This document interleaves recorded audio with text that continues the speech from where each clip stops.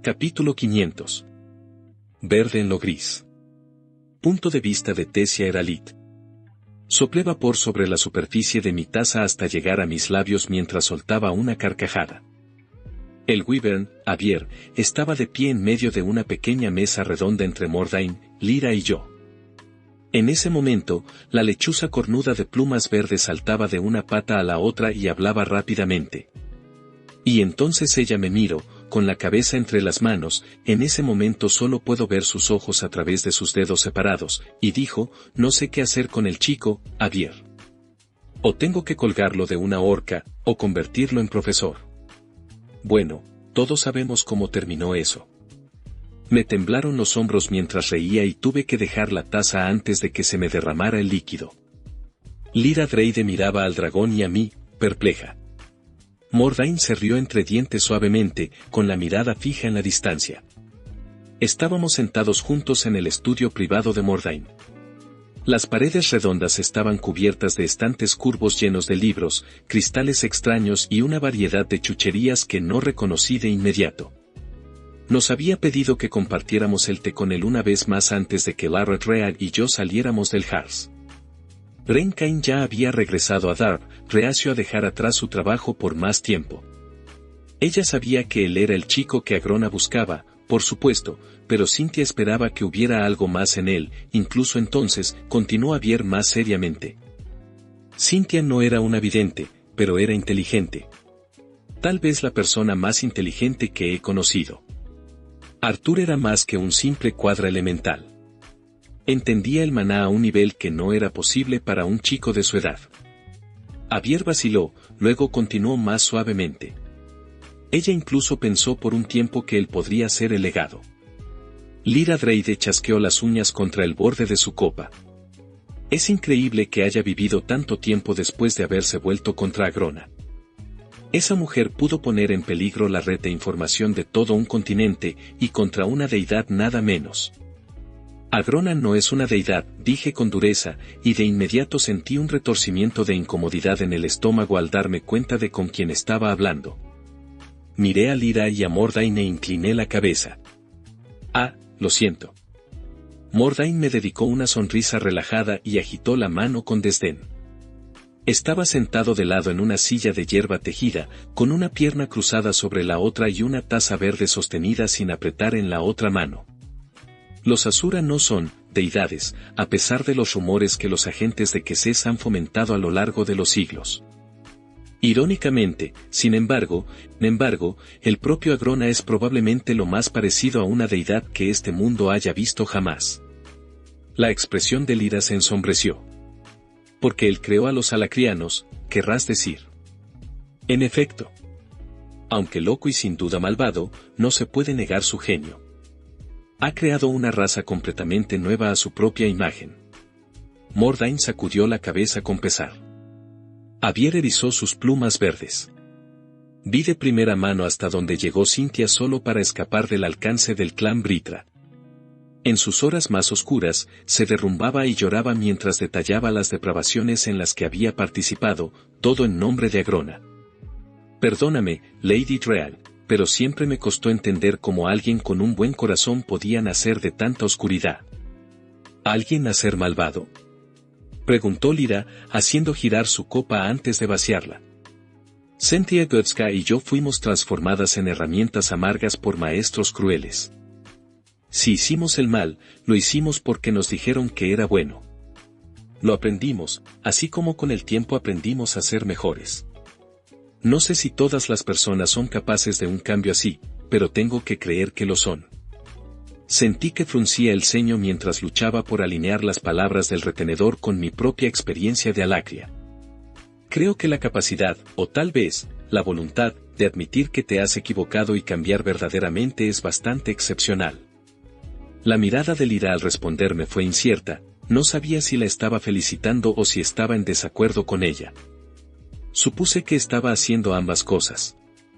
Ambas tienen razón, en mi opinión, respondió Mordain, con sus ojos llameantes repentinamente penetrantes. Cuanto más viejo es uno, más difícil, y más excepcional, resulta cambiar. Y, sin embargo, a veces la presión externa exige una metamorfosis, para que esas mismas presiones no te aplasten. Avier revoloteó y dio un par de pasos hacia Mordain. «¿Estás pensando en CHUL?» «Lo estoy», respondió Mordain distraídamente. Sabía lo que eso significaría cuando acepté dejarlo ir. Que Cés comprenderá quién y qué es de inmediato, estoy seguro. Solo puedo esperar que la posición de Arthur proteja al joven CHUL de represalias inmediatas. Entonces, ¿por qué dejar que él llevara el mensaje? Pregunté, todavía confundida sobre este punto y contenta de que Mordain lo hubiera mencionado. Ya que sabes cómo pasar entre los dos mundos, podrías haber enviado a cualquiera, ¿no? Avier extendí la mano y acaricié las plumas de la lechuza. Solo después recordé que no era una simple bestia vínculo sino un wyvern de gran poder, seguramente habría sido capaz. Se alborotó de nuevo, sus grandes ojos me miraron con una expresión que no pude interpretar. La sonrisa de Mordain se tornó irónica. El camino de CHUL es ahora el camino de Arthur. Retenerlo habría sido robarle su propósito. Casi para sí mismo, continuó, ya lo he puesto en grave riesgo 2 veces. Parpadeó, sacudiéndose de encima una emoción enterrada. No hay forma de evitar ese peligro. Sin embargo, obliga a un hombre muy viejo a repensar sus decisiones, tanto recientes como pasadas. Que se sabe que los Asclepius sobreviven. Observé al anciano Asura con incomodidad. A veces, hablaba y parecía que hablaba en un idioma completamente diferente, como si yo fuera una niña que escuchaba a los adultos hablar y no lo entendía. Mordain había sido generoso con su tiempo y con el alojamiento de su gente en el Harz durante el último día. No pude evitar confiar en él, y ya lo consideraba un aliado. Pero no podía pretender que lo comprendiera. De repente, se animó y se puso de pie. Por supuesto, por eso enviaré a uno de los míos para que te acompañe. Ya no tiene sentido esconderse y, tal vez, haya mucho que podamos ofrecer a este mundo, incluso si no podemos regresar a casa, a Epeotus. Los ojos enormes de Avier parpadearon 2 veces.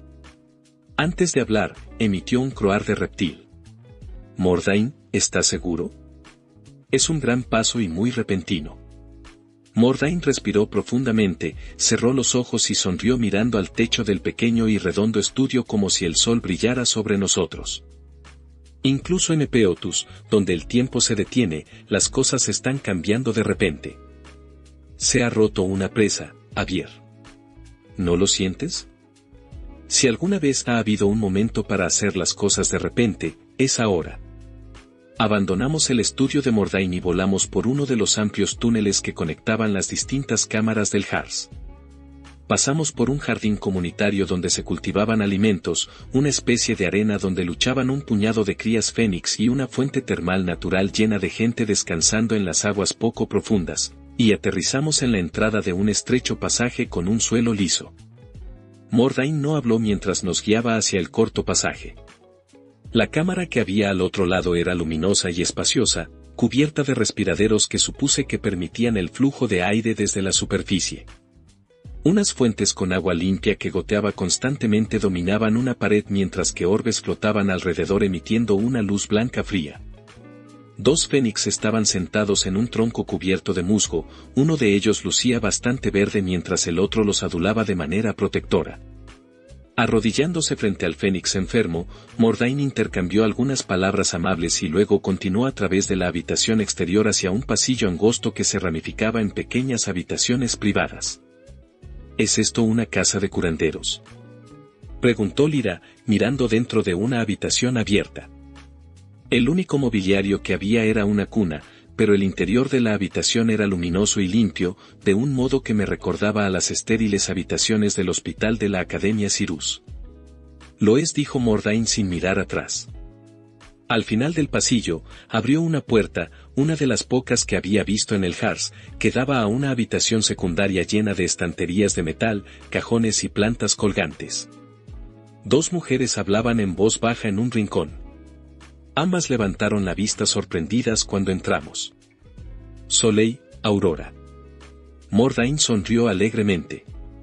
Vengo con una petición bastante inusual. Un viento cálido soplaba a nuestro lado mientras volábamos a toda velocidad sobre las copas de los árboles, en dirección al norte. Soleil, Lyra y yo nos aferrábamos a los adornos dorados que sobresalían de la reluciente piel verde de Avier. Su largo cuello se movía de un lado a otro con cada aleteo mientras buscaba cualquier amenaza en los claros de las bestias. Mientras pensaba en la fuerza del Wyvern y el Fénix, no podía imaginar qué bestia podría amenazarnos. «Oh, hace mucho que no salgo a cazar», dijo Soleil, torciendo y estirando el cuello casi tanto como Avier. Los ojos dorados y anaranjados de la mujer azura brillaban con luz interna mientras su cabello rubio ceniza ondeaba al viento. «Y no he volado así desde que era una niña. Gracias por traerme contigo». Gracias por venir», dije con frialdad. En realidad, todavía no había asimilado la idea de escoltar a un fénix en un lugar abierto. Pero la presencia de Soleil iba a ser la propuesta de Mordain hacia el resto de Dikaten. «Mordain debe tener mucha confianza en ti». La mujer azura se mordió el labio pensativamente. «He sido su estudiante durante miles de años. Confié en él lo suficiente como para dejar atrás todo nuestro mundo y convertirme en una refugiada aquí en Dikaten. Pero la confianza que depositó en cada uno de nosotros es difícil cuantificar la cantidad de miembros de nuestro clan que eligieron acompañarlo. Cualquiera de nosotros podría haber condenado al resto, y aún así nuestro clan y nuestra cultura sobrevivieron durante tanto tiempo». Lyra se dejó deslizar hacia atrás algunos volantes para poder escuchar mejor. «¿Crees que tiene derecho a salir de su escondite ahora?». Una expresión suave suavizó los rasgos de Soleil. «Nadie puede ver todos los finales, e incluso los grandes lords pueden cometer errores. Pero su intención es pura y su mirada llega más lejos que la de la mayoría. Ya arriesgué todo por su visión una vez y estoy feliz de hacerlo de nuevo». No podía explicarlo, pero un silencio melancólico descendió sobre mí como un gran peso. Soleil parecía feliz de ver pasar rápidamente los claros de las bestias, y Lyra aparentemente estaba concentrada en regresar con su gente. Ninguna se quejó cuando me replegué en mí misma. ¿Qué es esta presión que me oprime el pecho? Busqué una fuente para el miedo, la preocupación y la tristeza crecientes, pero la fuente era tan informe como expansiva. El mundo estaba cambiando, seguía cambiando, pero no sabía si podría seguirle el ritmo. ¿Y si fracaso otra vez? La pregunta era como un cuchillo de ansiedad que se me clavaba en el pecho. Era un miedo antiguo, omnipresente y agobiante, que había crecido en el suelo de mis muchos errores y que había sido fertilizado por los cadáveres de aquellos a quienes había liderado en combate. Sabía que no podía sacudírmelo de encima ni fingir que no existía, así que me senté con la melancolía cansada, aceptándola como el precio necesario de mi experiencia. Y no era de extrañar. Todo está cambiando, como dijo Mordain. Avier aterrizó en la franja de hierba marrón y árboles caídos que separaba a Elenoir de los claros de las bestias. Había un pequeño asentamiento alacriano a unos 800 metros al oeste, pero Lyra nos había pedido que no voláramos directamente hacia él. La última vez que una bestia voladora gigante había aparecido en el cielo sobre las aldeas de refugiados, muchos alacrianos habían muerto. Lyra iba al frente, con pasos rápidos, pero no apresurados. Avier se transformó de nuevo en la forma comparativamente pequeña de una lechuza y montó en el hombro de Soleil. En parte, la mujer Fénix parecía casi nerviosa mientras nos acercábamos a la aldea gris en el borde del páramo gris. Se oyó un grito de un par de guardias cuando todavía estábamos a varios cientos de metros del edificio más cercano. Se formó un grupo de batalla, que se colocó frente a nosotros. Sin embargo, una vez que estuvimos lo suficientemente cerca como para distinguir los detalles individuales, se relajaron. Mientras tanto, un hombre de piel bronceada y torso desnudo había salido corriendo de la aldea, con una espada de aspecto malvado en ambas manos. «Himon, dijo Lyra, acelerando un poco el paso cuando llegamos al punto de oírla. ¿Alguna novedad?» El hombre de rasgos cincelados activó un artefacto de almacenamiento dimensional con forma de hebilla de cinturón y guardó su arma. «Ayer luchamos contra una manada de lobos de colmillos negros. Sus pieles ya se están curando. Algunos de nosotros hemos enfermado con algún tipo de tos. No hay nada más que valga la pena contar. Sus ojos oscuros se encontraron con los míos brevemente, luego se posaron en Soleil. ¿Qué hay de tu propia tarea? Lyra, al comprender la pregunta que no había formulado, dijo, el mensaje está enviado. No tenemos forma de saber si llegará a Arthur ni si podrá regresar. Aún así, tenemos nuestras propias tareas. Se dirigió a mí, Lady Tasha Arrowleaf, princesa de Elenoir. Este es Himon Wede, una vez nombrado sangre y alto mago del Salón de los Ascenders Cenitri. Y dudó, eligiendo sus palabras con cuidado. Himon, este es Soleil. Uno de los Asura. Un fénix. Himon, que había estado inspeccionando de cerca a la Asura, no pareció sorprenderse por esto. Supuse que los ojos dorados y anaranjados y la firma de maná ardiente la marcaban como algo más que humana. Tasha Arrowleaf. He oído tu nombre y el de tu abuelo, Virion. Es un honor tenerte entre nosotros. Hizo una reverencia. Sentí una punzada de gratitud. Este hombre sin duda también me conocía como Cecilia, su enemiga en ambos bandos de la guerra. Pero no lo mencionó. He oído hablar mucho de lo que has logrado aquí, pero quería verlo con mis propios ojos. Ambos lo queríamos, añadí, señalando a Soleil. Si Elenoir volviera a ser habitable algún día, seríamos vecinos. Él asintió con seriedad. Una relación en la que ya hemos dado los primeros pasos. Incluso ahora tu gente vaga por el desierto, buscando lugares donde plantar nuevas arboledas. Todos estamos volviendo a empezar de una forma u otra. Lyra respiró profundamente. El viento soplaba desde el este y traía un sutil aroma del mar lejano. Ven, te mostraré los alrededores. El asentamiento estaba formado por unos 40 o 50 edificios. Los alacrianos habían formado ingeniosamente ladrillos a partir de la ceniza, pero esto tuvo el desafortunado efecto secundario de darle a todo un aspecto monótono. Aún así, con el telón de fondo de los verdes y vibrantes claros de las bestias y con grandes parterres elevados de los que brotaban una variedad de frutas y verduras, el asentamiento tenía un aire hogareño. Dos mujeres jóvenes jugaban a recolectar rápidamente plantas tupidas cubiertas de bayas moradas, gritando mientras corrían para recoger más que la otra. Un puñado de niños pasaba corriendo, tirando de cometas con la forma de bestias de maná exageradas de los claros de las bestias. En algún lugar, un hombre cantaba y su melodía flotaba por el pueblo como por arte de magia, llegando al centro de mi ansiedad y comenzando a desintegrarla. ¿Cuántos alacrianos quedan aquí en las tierras fronterizas? Pregunté, intentando hacer un cálculo rápido en mi cabeza.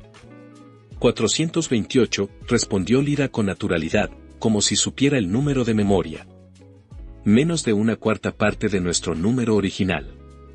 Estas son las personas que deseaban la nueva vida prometida que Ceres les había ofrecido más de lo que anhelaban un regreso a la normalidad en Alacria.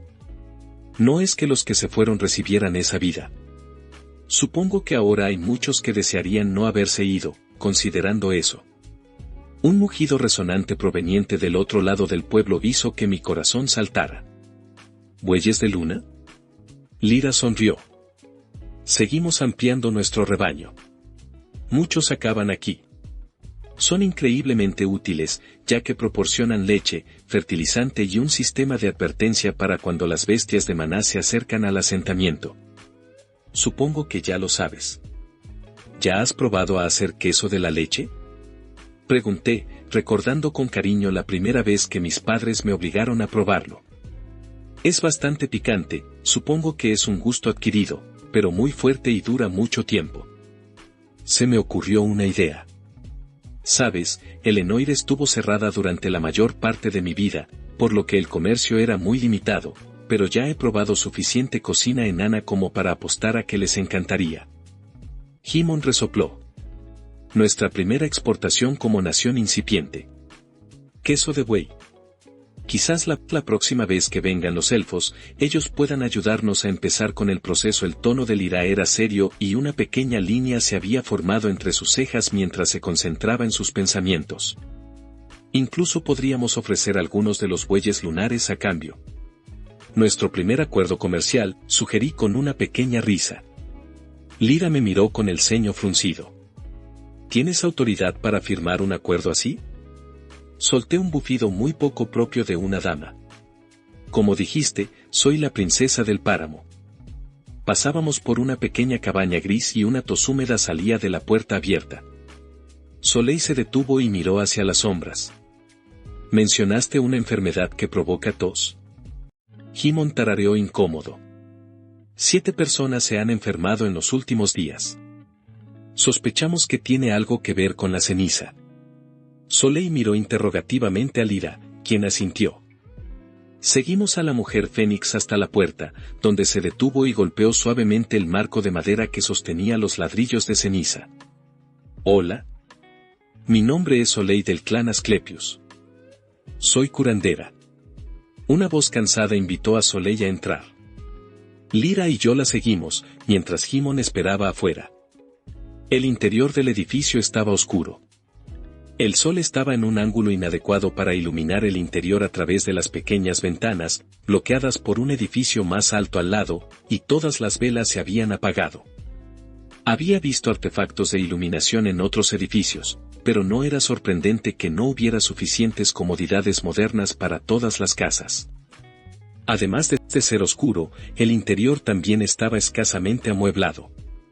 Una cama, poco más que un catre, estaba pegada a una pared, mientras que la mitad del pequeño edificio estaba ocupado por estanterías, una mesa y sillas. Una sencilla chimenea estaba empotrada en la pared del fondo y una olla colgaba sobre los restos oscuros y fríos de un fuego. Una mujer de mediana edad descansaba en la cama, cubierta por una manta de piel de retazos.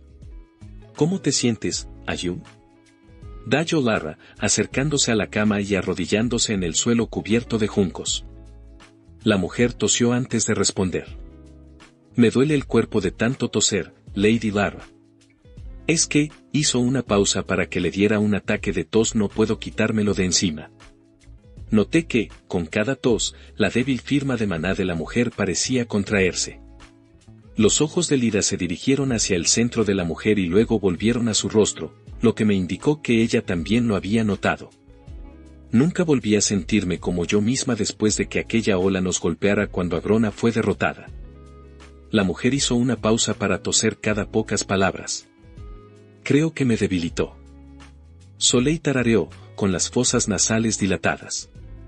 Sus ojos brillantes miraban a todas partes alrededor del cuerpo de la mujer enferma, como si pudiera ver no solo a través de la manta sino también a través de la mujer misma.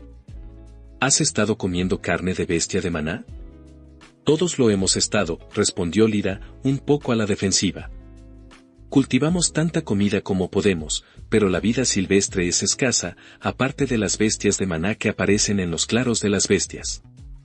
Paz, dijo Soleil con una sonrisa que pareció calentar la habitación. No se trata de una afección pulmonar causada por la exposición a las cenizas. Volvió a centrar su atención en su paciente.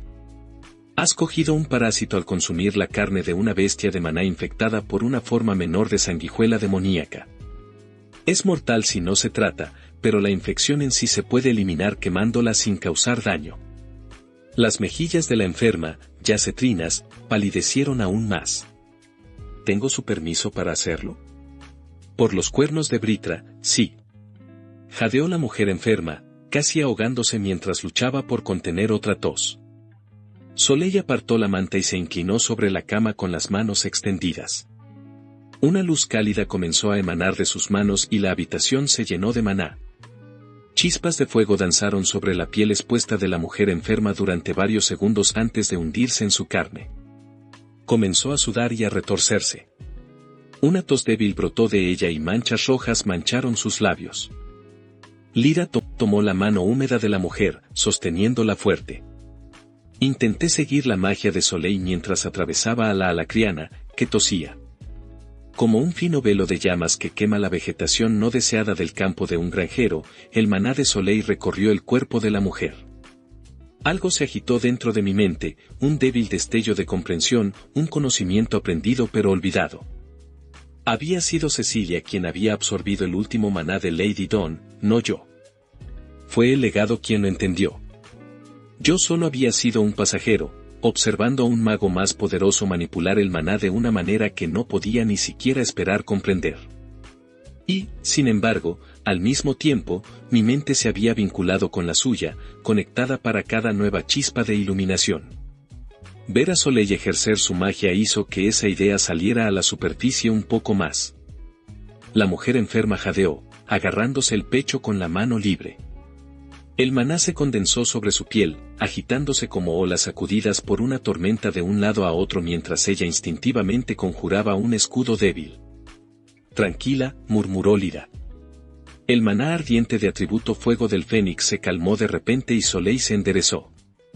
Le sonrió a su paciente. Y ahí está. Ya no está. ¿De verdad?, preguntó la mujer. Una tos débil siguió sus palabras. Soleil le dio unas palmaditas en la cabeza a la mujer para consolarla. Sí. Tu cuerpo puede sanar ahora y luego tus niveles de maná deberían estabilizarse. Tómatelo con calma durante un par de días, ¿de acuerdo? Gracias. Después de varias rondas de elogios, salimos de nuevo a la luz del sol. Sin embargo, en lugar de parecer complacida, Soleil frunció el ceño. ¿Dijiste que había otros?, le preguntó a Himon. Parpadeó y su expresión endurecida se suavizó notablemente. Unos cuantos, en total, sí. Llévame con ellos. Sus grandes ojos plateados y brillantes me miraban con ojos desorbitados mientras yo rascaba la barbilla del buey lunar. Cuida bien de la gente de aquí, dije. No respondió, pero su larga lengua se asomó y me arañó la muñeca. Tras acariciarle una vez más el pelo rizado de la frente, salí del potrero y me dirigí directamente a través de la aldea sin nombre hacia la firma de maná de Soleil. Había pasado el resto del día anterior ayudando a los infectados por el envenenamiento de la sanguijuela demoníaca, y luego nos habían invitado a un festín relativo, sin sanguijuelas demoníacas, me aseguraron, alrededor de una hoguera a la que asistió casi toda la aldea. Luego pasé la mañana animando parte de su tierra de plantación con un poco de artes de maná con atributos de plantas desviadas. Mi visita a la aldea fronteriza de Alacria me había dado mucho en qué pensar. Allí habían creado una vida sencilla pero funcional. Era difícil, con muchos peligros, como el envenenamiento con sanguijuelas demoníacas había dejado en claro de inmediato, y una clara degradación de las comodidades que la mayoría había disfrutado en Alacria, pero era honesta y, quizás sobre todo, gratuita. Si pudieron reconstruirse por sí mismos, estaba segura de que los elfos también podrían hacerlo. Encontré a Lyra y a algunos de los alacrianos que había conocido el último día parados alrededor de Soleil. El Fénix los bañaba con su brillante sonrisa mientras estrechaba suavemente mano tras mano. Por favor, ¿no puedes quedarte un poco más? Ofrécenos tu bendición, Gran Fénix. Iré contigo, como tu mayordomo o asistente. Haré lo que sea. ¿Prescindiremos de usted si nos hieren o nos envenenan de nuevo? Soleil se rió, con un sonido como el crujido de unas alas. Eran fuertes antes de que yo llegara, y lo seguirán siendo después de que me vaya. Hay mucho de este continente que me queda por ver, pero siempre serán especial por ser el primero de tu especie en dar la bienvenida al clan Asclepius de regreso al mundo. Lyra, al verme acercarme, se apartó del grupo. Aunque me da mucha rabia verlos a ambos irse, creo que probablemente deberían sacar a la Asura de aquí antes de que la gente empiece a adorarla. El vacío que dejó Britra es difícil de llenar. Sonreí, pero mi expresión se quebró y se convirtió en algo parecido a un ceño fruncido. Vivir así les enseñará a ser autosuficientes, no tengo ninguna duda. Me tragué un nudo en la garganta.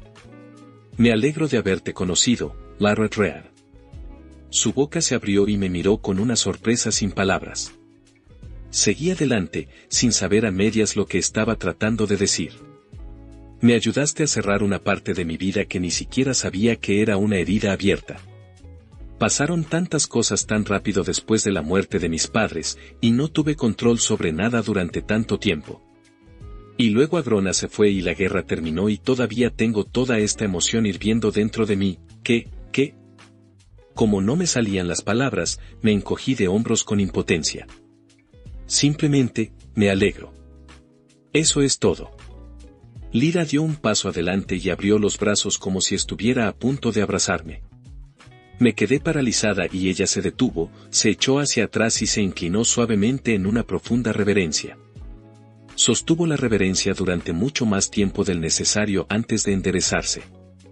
Un mechón de pelo naranja fuego le cayó sobre la cara, que apartó con un gesto experto. Adiós, Tasha Arodath. Soleil se despidió por última vez de los alacrianos reunidos y nos elevamos en el aire y giramos hacia el norte, saliendo disparados sobre el páramo gris. Javier, que había estado descansando en silencio durante el último día, alzó el vuelo desde un tejado cercano y cayó detrás de nosotros. Gracias por complacerme, dije, proyectando mi voz con maná para ayudarme a ser escuchada. Soleil giró sobre su espalda y voló con la facilidad de alguien que flota en el agua quieta. Estoy aquí para experimentar lo que tengas que mostrarme. Ahora soy los ojos, los oídos y la voz del clan Asclepias en Dicaten, así que a donde sea que quieras llevarme, te seguiré. Me reí entre dientes contra el viento. Nuestro vuelo fue ganando velocidad a medida que me sentía más cómoda, estudiando como lo hacía Soleil, pero también relajándome.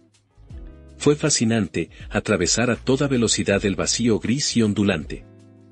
La devastación de Lenoir era tan completa que apenas quedaban rasgos del terreno.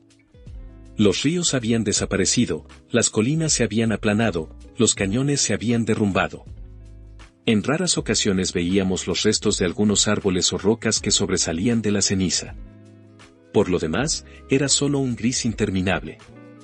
Eso y la falta de maná atmosférico hicieron que encontrar el primer bosque fuera bastante fácil. Volamos durante 1 hora, tal vez 2, antes de que lo sintiera a lo lejos. Estaba segura de que Soleil y Javier lo habían sentido mucho antes. Me detuve cuando estuvimos lo suficientemente cerca como para llamar la atención del puñado de elfos que trabajaban allí. Habían plantado 7 árboles. Ninguno superaba los 8 pies de altura, todos eran larguiruchos. El terreno alrededor del bosque había sido despejado de cenizas y cultivado con tierra fresca traída de más allá de Lenoir, mezclada con solo una pizca de tierra de Epeotan. Verde en el gris. Era un pensamiento infantil, pero era lo único en lo que podía concentrarme. Esa pequeña mancha verde. La vida luchando por recuperarse de la muerte absoluta. Es hermoso.